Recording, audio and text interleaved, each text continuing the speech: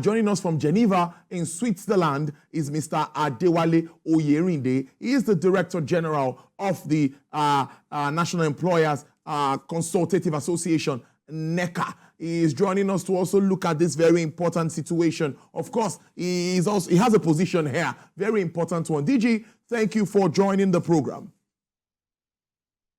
Thank you. Good afternoon. Yes, I know you're aware and you're following up all that is happening here in Nigeria. Of course, I'll first like to ask you that, what is the National Minimum Wage Committee inaugurated to recommend?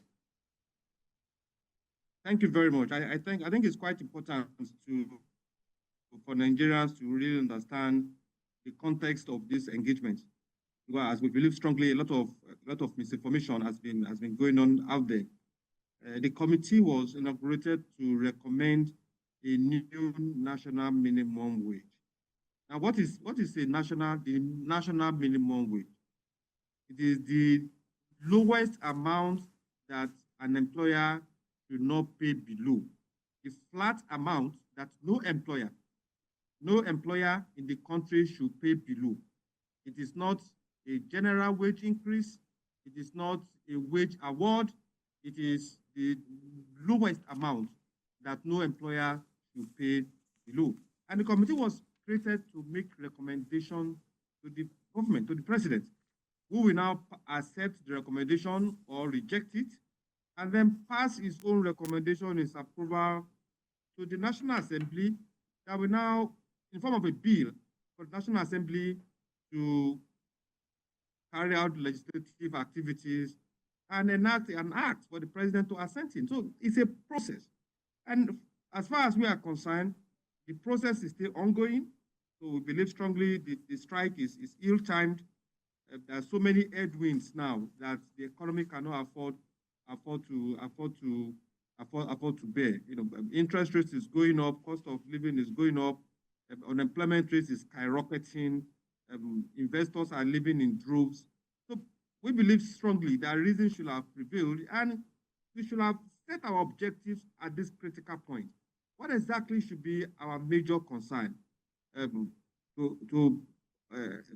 blow up wages, to protect jobs, to protect the industry, or to join together and build this economy. Those are the key conversations that we should have. But unfortunately, the strike commenced, notwithstanding a letter that we saw from the Attorney General raising concerns about the legality of the strike. And we're also concerned on the issue of the rule of law, because in the ecosystem, the labor ecosystem, there are frameworks, there are national constitutional institutions that have been created by the tripartite. You know, we're all part of it. It's part of our structure that if there are grievances, if there are disputes, then we channel those disputes and grievances to those agencies, those institutions, just like the National Industrial Court, the Industrial Arbitration Panel. Those are institutions that we must protect in this country, because if we continue to treat those institutions with disdain, then we are laying the background for serious anarchy. And those are our big concerns. It's really interesting, but let me push further and ask you that what transpired during the committee's meeting, and has the committee concluded its assignment at the moment? You know, it was a tripartite committee of equal partners, equal organizations. So no organization is superior to the other. No view of one party is superior to the other. Everybody come to the table, share their perspective, send in their proposals, and then we start consulting and arrive at a national, it's a minimum wage. I beg to emphasize it. Not not a salary increase, not a general salary increase, the minimum wage for the most vulnerable worker. The most vulnerable worker. That is what the committee was inaugurated to create. And the committee has met, had its about 6th or 7th meeting on Friday. Organized labor worked out about twice during the course of the meeting, which we feel is very unnecessary. It's a consultative meeting. You know, I present my position, you present your position, and it's expected that all parties respect the other party's position based on their realities. So labor worked out twice, and eventually the last meeting on Friday, last week Friday, They also walked out of the meeting. So the committee have been recalled. Meeting adjourned on Friday. The committee recalled for another meeting tomorrow, which is Tuesday, to continue its deliberation. As far as we are concerned, the tripartite committee is ongoing. We respect the institution of the tripartite. We respect the institution of the social dialogue, and we'll definitely be in that meeting to continue deliberations. Let me ask you this now, DG. What is the position of organized private sector with regards to this issue? For us, the headwinds, as I said, is quite huge. In the last 1 year, as you will probably know, or the last 2 years, as you will probably know, or 2-3 years, we've lost over 100 businesses. Those that are either shut down or relocated to another client because of the inhospitable business environment. Those are not statistics, they are real figures. And individuals, people, your brothers, your sister, my brother, my sisters, and the ones working in those businesses. Nobody is asking where are those individuals, where are those that have lost their job. Nobody is asking. In the last 1 year, a group of companies, I don't want to mention their names, in the private sector, lost over 1 trillion naira, declining losses because of the challenges they face with forex, challenges with interest rate. People are not asking. Those that lost those humongous amount, what is the fate of their workers? What is asking? The Manufacturers Association of Nigeria also reported that over 700 manufacturing businesses, small-scale manufacturing businesses, they've closed shop in the last 2 years. Nobody is asking what is happening to the staff of these companies. So it's a big concern for us. So the private sector, most respectfully, will not be party to any action or actions that will compromise its existence, because compromising the existence of the private sector is a direct invitation to unmanageable job losses in this economy. Compromising the survival of the private sector is also an invitation, or compromising the ability to pay salaries. Compromising the health of the private sector is also compromising the ability of government to generate income in the context of corporate tax. So it is a no-win situation. It is a no-win situation. I come to think of it, the ongoing strike, who exactly is suffering? The people that the organized labor is purportedly protecting, we are the ones that are going to suffer. Organized businesses will suffer part of it, and those costs really will go back to the consumers, we go back to the workers. So it is a no-win situation for anybody, and that's why we call that reason should prevail, and organized labor should rethink its decision to continue this path. So would you say that this strike at the moment, would you say is ill-advised or unnecessary? And why would you say that? We really think it's ill-advised. So I said the headwinds are too much to bear. It's really, with the state of the economy now, except we've all decided that, look, let's crash the economy. And on who will it crash? Those are the real issues. On who will it crash? Businesses will lose the investment. Organized labor will lose members. Then we will all face the consequences of the insecurity situation that will escalate. So it's a no-win situation for anybody. For us in the private sector, as I said, and this is a tough decision to make for us. If businesses are not working, then it becomes absolutely impossible for them to pay salaries. And that's the real situation. And our position is also backed by law. The provision of the Trade Dispute Act specifies, gave provisions for both parties. For labor, it gives provisions. For employer, it also gives provisions. So we will do all that is necessary to protect the survival and existence of organized businesses in this environment, no matter how tough those decisions might be. But finally, before I let you go now, the way forward, because practically with a little of mathematics that I understand, 494,000 for the number of workers at the moment, we hear it's about 9.5 trillion naira, maybe annually. How feasible is this? What's the way forward in your thinking? The organized businesses have offered, painfully, I must confess, offered a 100% increase in the current national minimum wage. No business in the last 4 years or 5 years had made 100% profit. 100% profit. apart from probably one or two industries.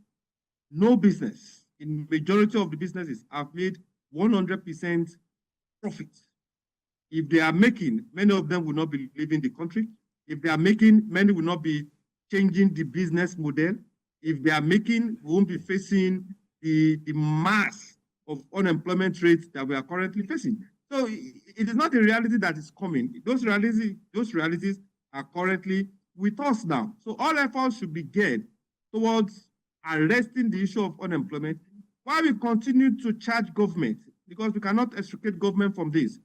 Continue to charge government to address the macroeconomic issues that Nigerians are facing, and starting with the astronomical, the absurd increase in electricity tariffs. Those are part of the things that are causing the agitation and making Nigerians quite more apprehensive about a lot of these issues. Let government step up or fast track all the interventions it has planned for Nigerians so that the reliefs can start coming. But definitely, strike is not the best option at this time. DG, I'd like you to hold your thoughts. Now, I want to get to Abuja, where one of my colleagues is standing by live, Uloma Onyemachi, particularly at the airport, to bring us up to speed with what is happening at the moment. Uloma, good afternoon, and how are you today?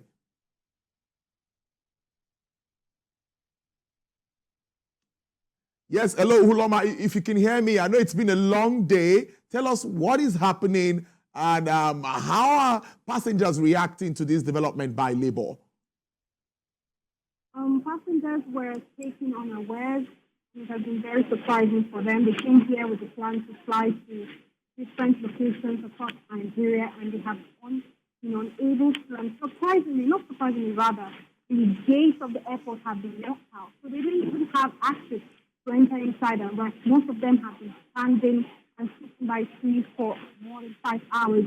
We've been here since roughly 8:30 a.m. and currently 2:30. So you can imagine we've been here with a lot of passengers, and they were expecting to fly across Nigeria. The people that we have spoken to, some of them say they have very, very vital and serious engagement.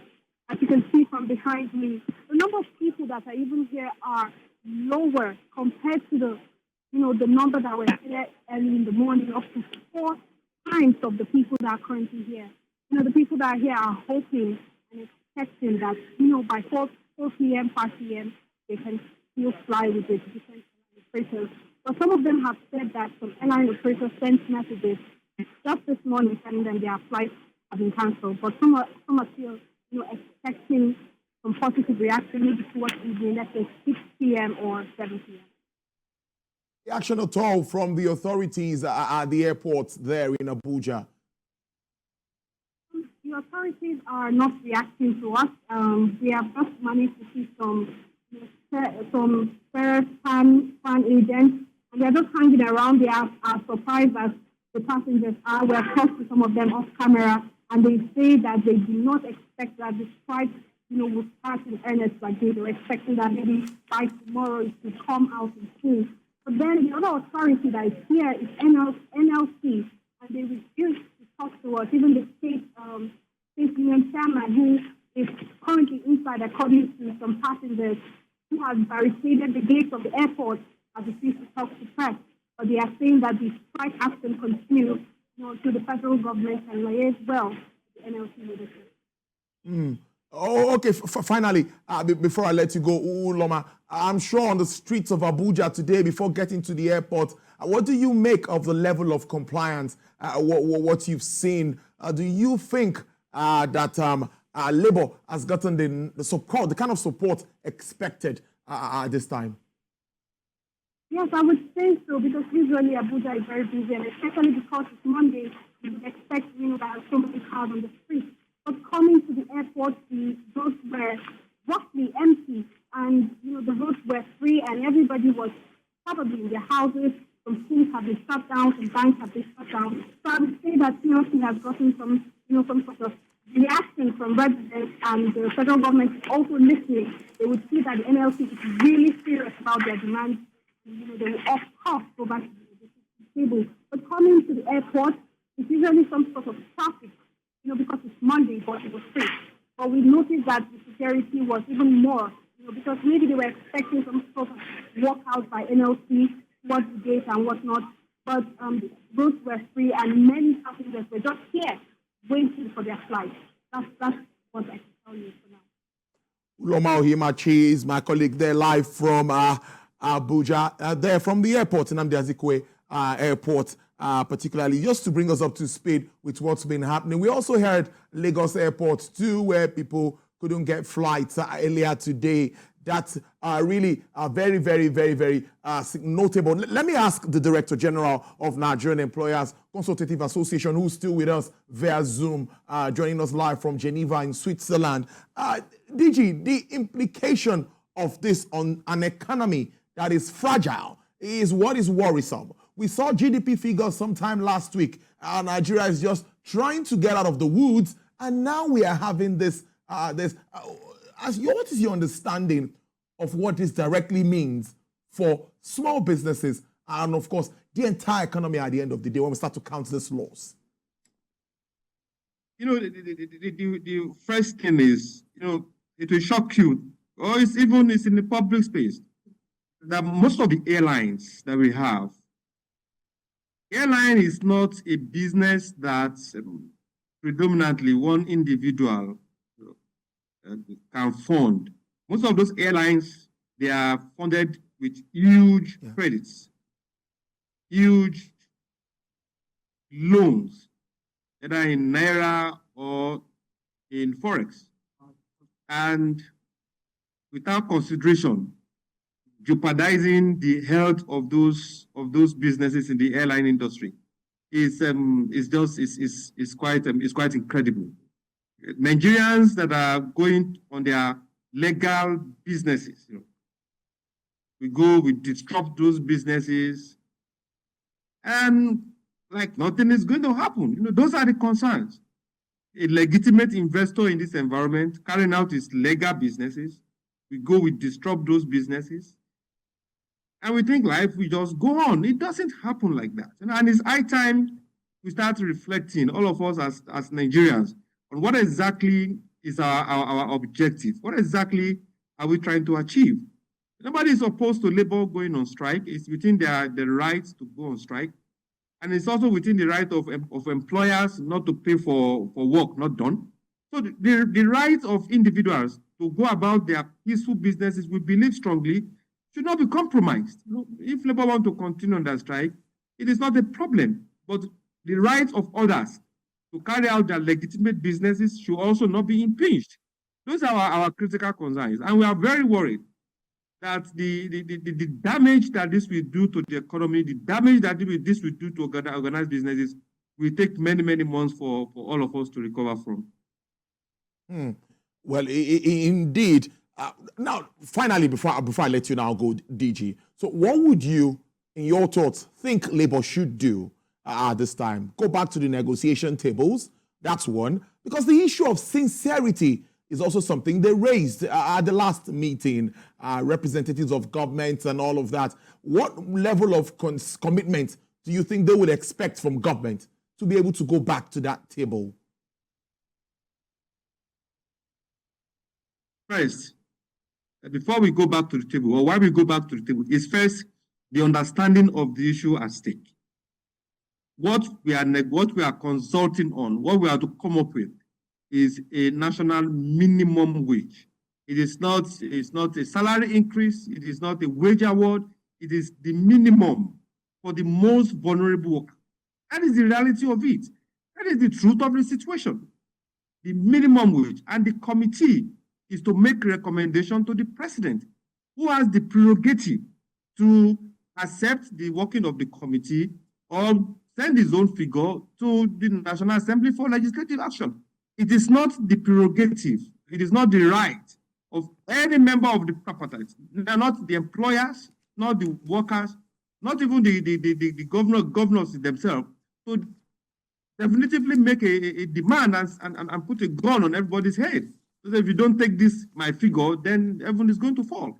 That's not how it works. It is against the spirit of social dialogue. So that is our concern. Everybody should go back to the negotiation table. We have offered, as I said, painfully, 100% increase from the 30,000 that we currently have, it is minimum wage. And I think we need to emphasize that to Nigerians. And that's the position of the organized private sector. And that's what we expect, that we should come back and discuss what exactly we were inaugurated to discuss. It is the national minimum wage, the wage for the most vulnerable worker in our country. It is not a living wage. It is not a salary increase. It is not the cost of living adjustment exercise.